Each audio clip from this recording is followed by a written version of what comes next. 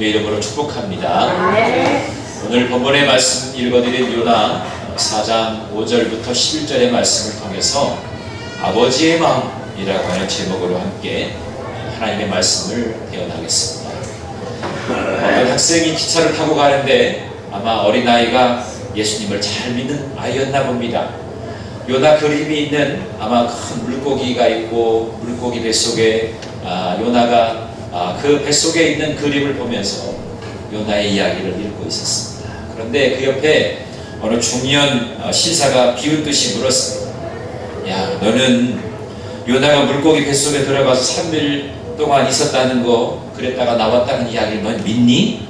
그러면서 물어봤습니다.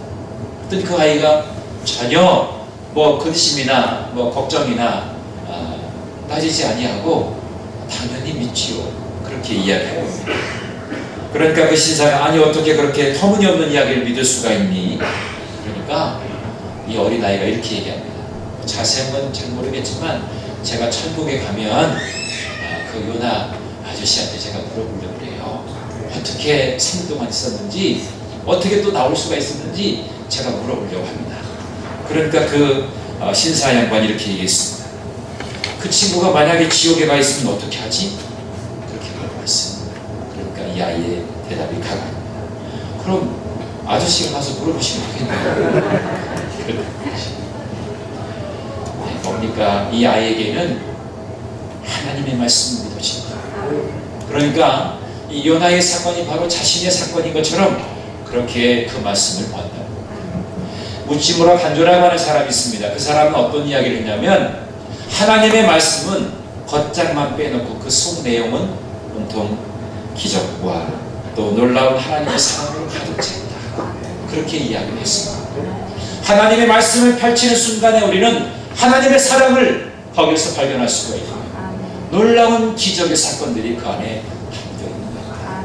그런데 중요한 것은 그 기적이 누구를 향한 기적이냐? 바로 나를 향한 기적이에요. 내 삶 속에서도 놀라운 기적의 역사가 일어날 수 있다는 사실이죠. 여러분 오늘 혹시 무거운 발걸음으로 주님의 전에 나오신 분 계십니까? 뭔가 문제는 있는데 문제의 해결이 되지 않아서 답답하고 컬컬한 심령을 가지고 나온 분이 있다면 오늘 주님의 사랑을 만나시기 바랍니다. 그분과의 인격적인 경험을 통해서 여러분의 모든 삶의 문제가 해결되어집니다. 여러분 마음에 간절히 기도하고자 하는 그 열망이 하나님의 놀라운 사랑을 통해서 온전하게 회복되어지는 역사가 여러분에게 있기를 간절히 바랍니다. 오늘 이제 요나서 마지막 부분을 우리가 만납니다. 지난 6번째 시간 동안에 우리는 요나를 계속해서 추적해 갔습니다. 그런데 오늘 마지막 장의 하이라이트죠. 이제 드라마로 말하면 이제 오늘 말씀으로 이제 요나 드라마는 종영이 되고 맙니다. 그러나 이 마지막 부분에 정말 우리를 향한 하나님의 놀라운 은혜의 말씀이 담겨져 있음을 우리가 볼 수 있어요. 대부분 사람들이 요나 하면 딱 떠오르는 것이 그저 큰 물고기 뱃속에서 3일 동안 있었다가 나와서 니느웨 성에 가서 다시금 복음을 들고 외쳤던 것, 그것으로만 딱 끝나는 경우가 많은데 이 마지막 부분에 가야 이 요나서의 진정한 진수를 만날 수가 있습니다. 그것은 뭐냐면 잃은 자를 향한 하나님의 마음이 이 마지막 부분에 담겨 있는 거예요. 잃은 자를 향한 하나님의 가슴앓이, 통곡의 눈물이 바로 오늘 우리가 함께 읽은 본문의 말씀에 흐르고 있다는 겁니다. 하나님은 한 영혼 한 영혼, 한 생명을 아주 소중하게 여기시는 겁니다. 이 요나를 통해서 하나님은 그 일을 감당하기를 원하셨던 것입니다. 그런데 요나는 어땠습니까? 사실 하나님의 마음을 온전하게 깨닫지 못했어요. 요나라는 사람의 이름의 뜻이 뭔지 아십니까? 비둘기예요. 아미떼, 그 요나의 아버지 아미떼의 그 이름은 진실. 우리 교회도 진실이라는 있는데 진실이라는 뜻이에요. 아미떼라는 이름이에요. 진실, 아멘 이런 뜻인데 그 아미떼가 자기 아들의 이름을 요나라고 지었을 때는 비둘기. 그러니까 아름다운 소식을 전하는 비둘기처럼 하나님의 말씀을 들어서 그 말씀을 모든 열방 가운데서 전하는 자로 그 복음을 향해서 많은 곳에 다니면서 그렇게 전하라고 하는 사명을 가지고 그의 이름을 지었다. 그 열정을 품어라. 그 열정을 숨겨라. 그러나 우리가 이제까지 보았던 요나의 모습은 무엇이었습니까? 불순종의 아이콘이었습니다. 하나님 말씀을 등지고 도망가려고 했다가 얻어맞았습니다. 정신 차리고 나니까 본인은 큰 물고기 뱃속에 자기가 삼켜져 있었던 거죠. 거기에서 하나님의 뜻을 발견하고 기도하면서 자기의 사명을 다시 한번 하나님 앞에 고백하죠. 그랬더니 하나님이 그를 이제 무태 토해내시고 그로 하여금 니느웨 성에 가게 하셨습니다. 그래서 하나님이 말씀하신 것처럼 일어나서 그곳에 가서 복음을 전파하고 선포했는데 자기가 예상했던 것과는 전혀 다른 그 니느웨 성이 40일 안에 멸망당할 거라고 하는 그런 소식을 전했는데, 그럼 멸망당해야 되잖아요. 그런데 이 백성들이 왕으로부터 비롯해서 모든 동물에 이르기까지 회개운동이 일어난 거예요. 풍의 역사가 일어난 거예요. 하나님은 그 니느웨 성에 놀라운 풍의 역사를 일으키게 하셨던 겁니다. 거기서 이 요나는 마음에 상심, 화를 내는 겁니다. 싫어하는 겁니다. 우리가 지난번에 그것까지 봤습니다. 그래서 하나님께서는 요나에게 물어보셨죠. 너의 성내는 것이 정말 옳은 것이냐? 너는 무엇 때문에 성내는 것이냐? 하나님 아버지의 마음을 모르기 때문에 그는 화를 내고 성내는 것 같습니다. 그런데 오늘 그 모습까지 그의 모습을 추적해 나가면서 우리는 어떻습니까? 요나를 보면서 요 나를 지금 보고 있지 않습니까? 나도 그런 자의 모습을 학습하고 있다는 거예요. 요나의 불순종의 모습이 오늘 나의 불순종의 모습이고, 요나가 아버지의 마음을 잃어버리고 살아가는 그 모습이 바로 오늘 나의 모습이라는 겁니다. 한 걸음 더 나아가서 우리 교회의 모습일 수도 있고요, 또 오늘날 한국 교회의 모습일 수도 있고, 이 땅을 살아가는 모든 그리스도의 모습이 그리스도인의 모습이 아닌가 생각해 볼 수가 있는 겁니다. 요나는 잠에 취해 있었잖아요. 복음을 맡은 자가 잠에 취해 있었어요. 외쳐야 할, 깨어서 외쳐야 할 사람이 세상의 신음소리와 한 걸음 나아가서 하나님의 신음소리를 들어야 할 그 사람이 잠에 취해 있었단 말입니다. 아버지의 가슴앓이를 느껴야 되는데 그를 느끼지 못했었습니다. 그러니까 세상 사람들이 그를 깨우잖아요. 네가 믿는 하나님 앞에 네가 기도해야 되지 않느냐. 세상 사람들이 그를 깨우게 됐단 말입니다. 결국에 그는 이제 엄청난 경험을 한 뒤에 이제 하나님이 말씀하신 대로 아수르 그 성에서 가장 큰 니느웨 성에 가서 외쳤는데, 사실은 마음 한편으로는 이 아수르에 대한, 이 니느웨 성에 대한 좋지 않은, 우리와는 원수와 같은 그러한 민족이었기 때문에 그래 신난다, 얼마 안 있으면 이 성이 무너질 텐데 그러면서 얼마나 기쁜 마음을 가지고서 유쾌한 일처럼 복음을 전했는지. 물론 그 성에 속한 사람들이 두렵게 여겨지고 괜히 불안한 마음도 있었지만 어차피 며칠 후에는 이 성이 무너질 텐데 그런 마음이 깃들었으니까 두려워하는 마음보다는 희망적인 상황이 있었어요. 그런데 한편으로 요나는 머릿속에 여러 가지 생각을 하다가 이런 고민을 했을 거예요. 아니, 하나님이 니느웨 성을 무너뜨리기를 작정하셨다면 하나님이 어느 한순간에 어느 날 갑자기 그냥 유황불을 확 내려가지고 그 성을 완전히 태워버리면 되는데 왜 하나님은 나를 통해서 그 성에 가서 말씀을 전하게 했는가? 이것이 궁금해지기 시작합니다. 여러분, 우리도 배고픈 것을 참을 수 있지만 궁금함은 못 참잖아요. 요나의 마음속에는 궁금함이 있었습니다. 그런데 한편으로 이런 생각이 들었습니다. 혹이나 내가 그러한 하나님의 말씀을 전했을 때에 그 성 사람들이 회개하고 돌아오면 어떡하지? 하나님이 그 회개하는 그들을 이제는 돌보시고 그 성을 회복해 하시면 어떡하지? 이런 생각이 들게 되었다는 겁니다. 그래서 요나서 4장 1절부터 2절의 말씀에 요나의 심정을 우리가 알 수가 있는 거예요. 요나가 매우 싫어하며 성내며 여호와께 기도하였는데 왜 하나님은 나를 통해서 그렇게 말씀을 전하게 했느냐라고 하는 자기의 감정을, 자기의 심정을 토로하고 있는 거죠. 하나님은 오래 참으시는 분이고 인내하시는 분이시고 노하기를 더디하시는 분이시고 인내가 크셔서 뜻을 돌이켜서 재앙을 내리지 아니하시는 하나님인 것을 내가 압니다마는 왜 니느웨 성에 그렇게 하셔야 됩니까? 그런 마음이 요나에게 있게 되는 거예요. 여러분, 요나에게 있어서는 그 성이 무너지지 않은 것이 상당히 큰 충격이었어요. 여러분, 이렇게 생각해 볼 수가 있어요. 내가 분명히 복음을 전해도 저 사람은 절대로 돌아올 사람이 아니야. 그렇게 생각하는 사람에게 내가 우연히 야, 너 교회 가자. 교회 한번 가볼래? 그랬더니 그래 가자. 그럴 거예요. 깜짝 놀란 거예요.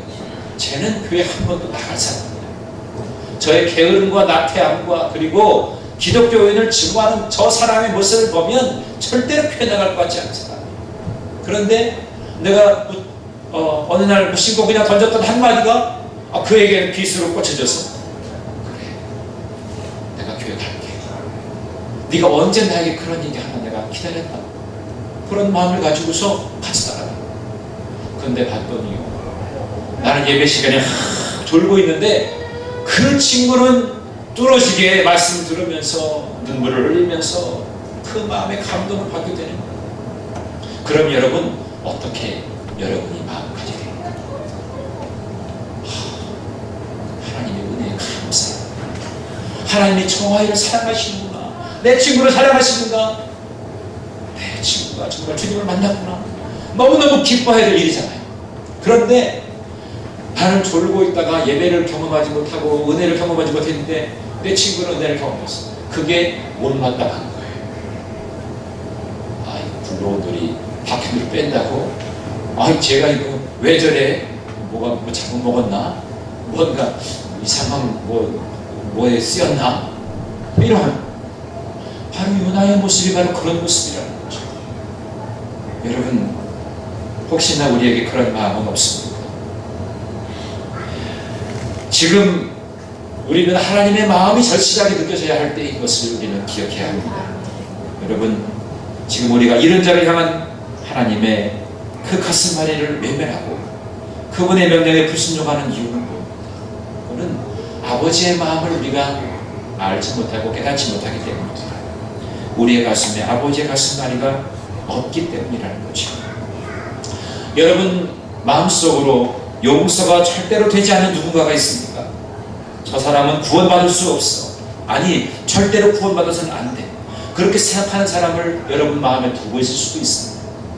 또 저 사람은 정말 지옥 제일 밑바닥에 예약된 사람이야. 그렇게 생각하는 사람이 있을 수도 있습니다. 그런데 하나님은 그 사람까지도 사랑하고 아끼고 계시다는 사실이에요. 나는 눈으로, 마음으로, 가슴으로 그 사람을 정죄하고 있지만 하나님은 그 영혼까지, 그 연약하고 안타까운 심정을 가지고 세상에서 방황하고 있는 그 영혼까지도 하나님을 사랑하고 계시다는 거예요. 제가 강원도에서 선곡회를 할 때 정선이라고 하는 정말 홀짝에서 믿는 사람이나 믿지 않는 사람이나 저 망나니 같은 사람은 제발 좀 빨리 죽었으면 좋겠다. 그러한 마을에 어느 한 사람이 있었습니다. 저도 복음을 전해도 저분은 절대로 변화되어질 사람은 아니야. 다른 곳을 가도 교회는 정말로 안 오시는데 그렇게 생각했던 분인데 그분이 어느 날 저희 주택에 오셔가지고 주일 아침 8시에 오셨어요. 자기가 밤에 꿈을 꾼 이야기를 하는 거예요.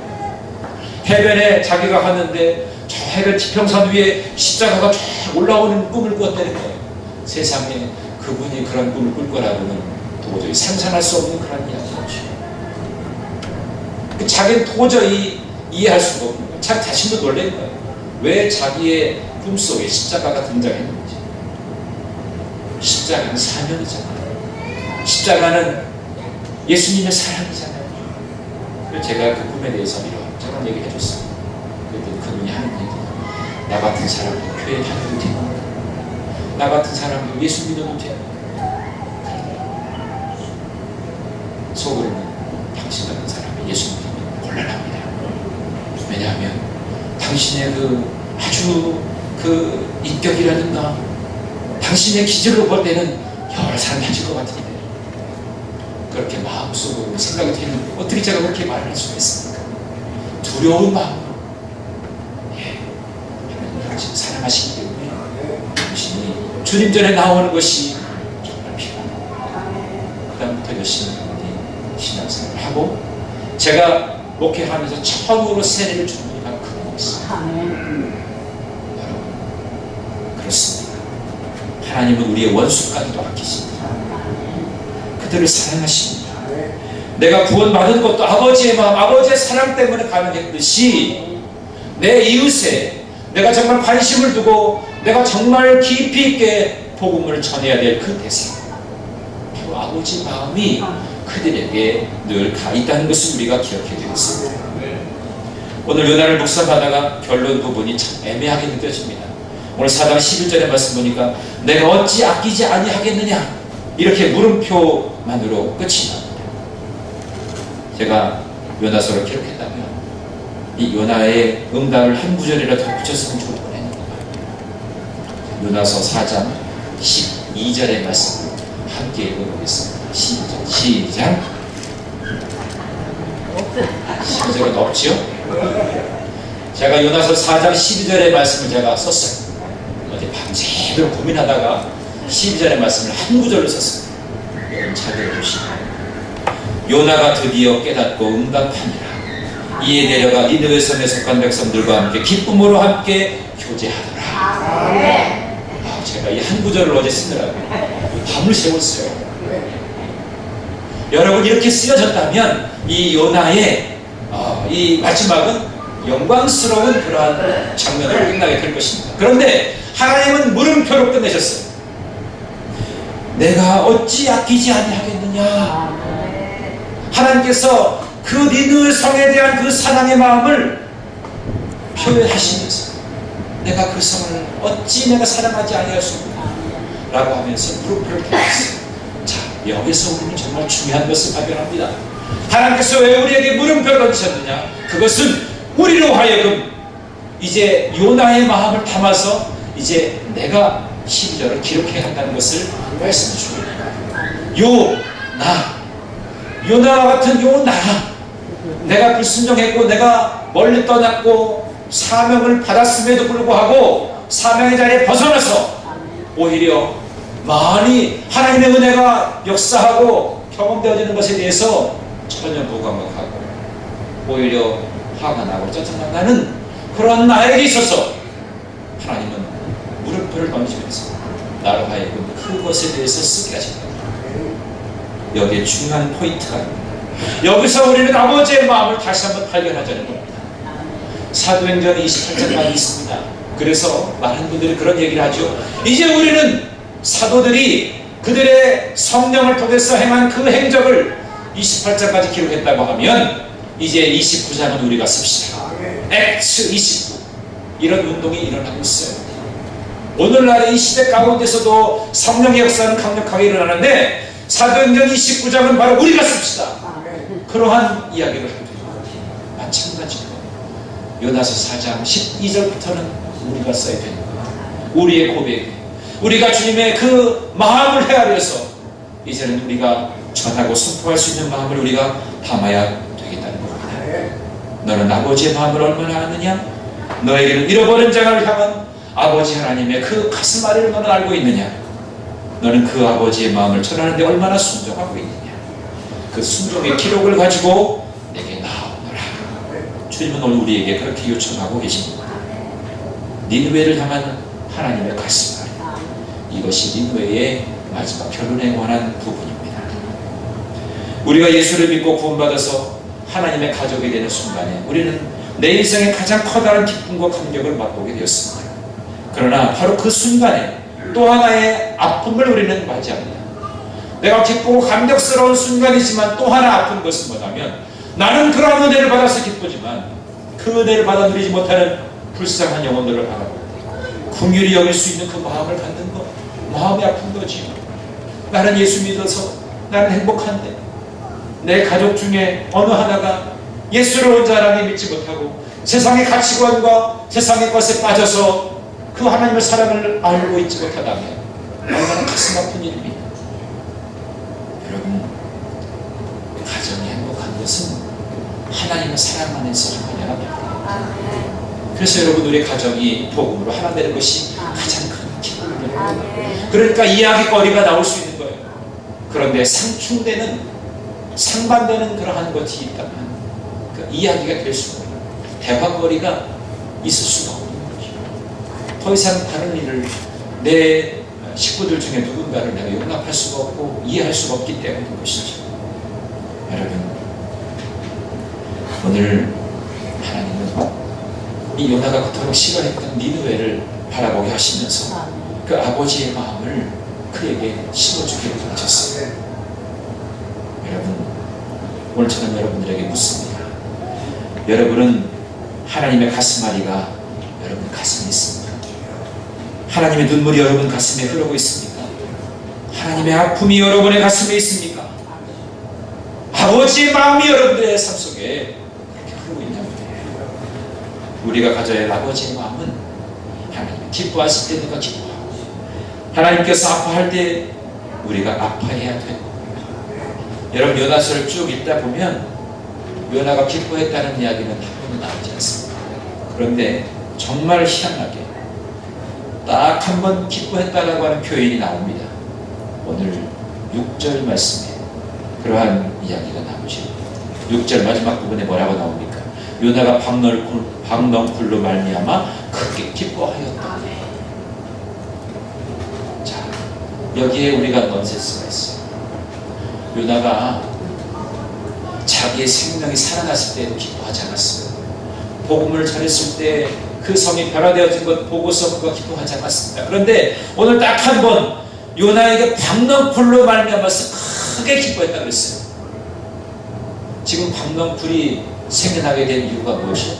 하나님이 주권적으로 요나가 지금 이 니느웨 성이 어떻게 지금 무너지나 그것을 바라보기 위해서 이제 멀리 올라가가지고 이제 언덕 위에 올라가서 뜨거운 태양볕을 지금 쬐고 있는데 너무 더웠었어요. 근데 하나님은 그에게 준비한 박넝쿨을 그에게 그늘을 지게 해주시는 거죠.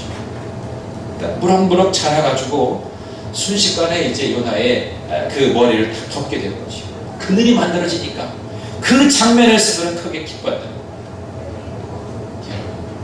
이게 우리들의 모습이에요. 사람의 영혼이 구원받는 그 장면에서 요나는 절대로 기뻐하지 않았습니다. 한 도시가 구원받는 놀라운 역사 속에서도 요나는 기뻐하지 않았습니다. 여러분, 이 니느웨 성은 조그만 도시가 아니었습니다. 최대 도시였어요. 12만 명이 사는 엄청난 도시가 바로 이 니느웨 성이었는데 그 도시가 회개하고 돌아왔다는 거예요. 얼마나 기뻐할 일입니까? 얼마나 감사할 일입니까? 그러나 그 모습을 바라보면서 전혀 기뻐하지 않았었어요. 그토록 놀라운 부흥의 역사가 일어나면 감격스러워서 이루 말할 수 없는 그 감격을 자기가 누려야 돼요. 그것에서는 기쁨을 누리지 못하고 지금 당장 내 햇볕을 가려주는 이 박넝쿨, 이 하나님 보면서 크게 기뻐했다고 그랬어요. 그게 우리의 모습이라는 겁니다. 마치 예를 들자면 우리가 복음을 전했어요. 그랬더니 일본의 독도의 모든 백성이 일시에 회개하고 돌아와서 하나님을 경배하고 찬양하고 계십시오. 독도의 인구가 한 820만 명 된다고 합니다. 그 어마어마한, 우리 서울보다는 그러니까 인구가 좀 작죠. 우리는 1000만 명인데 그 도시가 그 우상반지로 수많은 신들이 많은 그 도시에 복음이 떨어져서, 복음의 씨앗이 떨어져서 그 밀알이 이제는 놀라운 열매로 맺혀져가지고 그 성이 완전히 변화된다고 생각해 보십시오. 얼마나 놀라운, 기뻐할, 감격스러워할 일입니까? 그런데도 우리가 기쁘지 않다면 이것은 무슨 아버지의 가슴, 아버지의 눈물이 우리에게 흐려지고 있다는 것입니다. 우리가 아버지의 마음을 품는 가치관이 땅에 떨어지게 되면 마땅히 기뻐해야 할 것을 기뻐하지 못합니다. 마땅히 슬퍼해야 할 것을 슬퍼하지 못하게 된다는 거예요. 그때 바로 하나님의 간섭이 시작되죠. 하나님이 벌레를 예비하셔가지고 박넝쿨을 갉아먹게 하셨어요. 그랬더니 아침에 해가 뜨자마자 박너풀이 말라 죽었습니다. 정신이 아찔할 만큼 더워지자 요나는 하나님을 향해서 차라리 죽여달라고 그렇게 악을 쓰고 납니다. 그래서 마지막으로 요나에게 하신 말씀이 오늘 11절의 말씀입니다. 10절과 11절의 말씀, 오늘 마지막 부분인데 함께 읽어보도록 하겠습니다. 시작. 여호와께서 이르시되 내가 수고도 아니하였고 재배도 아니하였고 하룻밤에 났다가 하룻밤에 말라 버린 이 박너풀을 아꼈거든. 하물며 이 큰 성읍 니느웨에는 좌우를 분별하지 못하는 자가 12만여 명이요 가축도 많이 있나니 내가 어찌 아끼지 아니하겠느냐 하시니라. 이 여운이 담긴 말씀 속에서 우리는 하나님 아버지의 마음을 읽을 수가 있습니다. 너는 박너풀이 그렇게 귀하냐? 내게는 한 영혼이 정말 귀하다. 너는 내 삶의 한 명이 그렇게 귀하냐? 내게는 이 도시의 영혼들이 정말 귀하다. 저들을 위해서 나는 독생자 예수 그리스도를 너에게 보냈다. 그를 죽게 했다. 너와 저들을 찢을 수가 없어서 나의 외아들을 찢었고 너를 저주할 수가 없어서 나의 외아들을 저주했다. 그렇게 하나님은 암시적으로 우리에게 말씀해주고 있고 너희는 내 마음을 안다. 여러분, 오늘 요나서를 마무리하면서 한 영혼이 주께로 돌아오는 것에 관해서 간절한 열망을 갖고 계신 그 아버지 하나님의 마음을 여러분이 품게 되기를 바랍니다. 내가 다른 곳에 관심을 두고 다른 곳에 욕심을 두고 있을 때 우리가 아버지의 마음으로 돌아오게 됩니다. 우리는 다시 일어설 수가 있습니다. 여러분, 집을 나간 둘째 아들이 돌아왔을 때 그 아버지가 얼마나 기뻐했습니까? 아버지는 항상 고심 조사하면서 내 아들이 언제 돌아오나? 내 아들이 언제 나와 함께 만날 수가 있을까? 그것을 생각했습니다. 그래서 돌아왔는데 그 아버지는 너무너무 기뻐서 잔치를 열지 않습니까? 잃어버렸던 내 아들이 돌아왔다. 잃어버렸던 내 아들을 찾았다. 그런데 그 첫째 아들은 어떻게 했습니까? 아버지를 이해할 수가 없었어요. 왜? 저 둘째 저 녀석은 밖에 나가서 망나니 짓을 하고 왔는데 차라리 안 돌아왔으면 좋았는데 첫째 아들은 화가 났습니다. 아버지가 그렇게 길게 뛰면서 기뻐하고 잔치를 베푸는 것에 대해서 용납할 수가 없었어요. 그게 요나와 같은 이 첫째 아들의 모습이에요. 만약 요나가 아니라 아버지 하나님의 마음, 아버지의 마음을 알았다면 그 첫째 형도 뭐라고 얘기했습니까? 잃어버렸던 내 동생을 찾았다.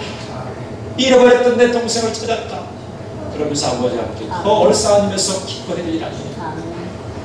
오늘 아버지의 마음을 여러분 헤아리시고 내가 한 영혼 한 영혼을 향해서 더 뜨거운 마음으로 가슴을 품고 그 사랑을 나눌 수 있는 믿음의 사람들이 다 될 수 있기를 간절히 바랍니다. 오늘 말씀을 생각하면서 함께 찬양하겠습니다. 아버지 하나님의 마음, 여러분 마음에 고백을 담아서 함께